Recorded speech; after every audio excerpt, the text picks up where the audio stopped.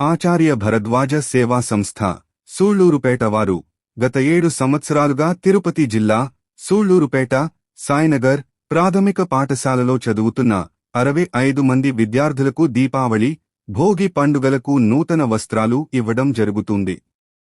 ఈ నేపథ్యంలో 15 అక్టోబర్ 2025వ తేదీన పిల్లలతో ముందస్తు దీపావళి వేడుకలు జరిపి వారికి టపాకాయలు, నూతన వస్త్రాలను సూళ్లూరుపేట ఎంఈఓ శ్రీమతి కెఎంఎస్ సునీల గారి చేతుల మీదుగా అందించడం జరిగింది.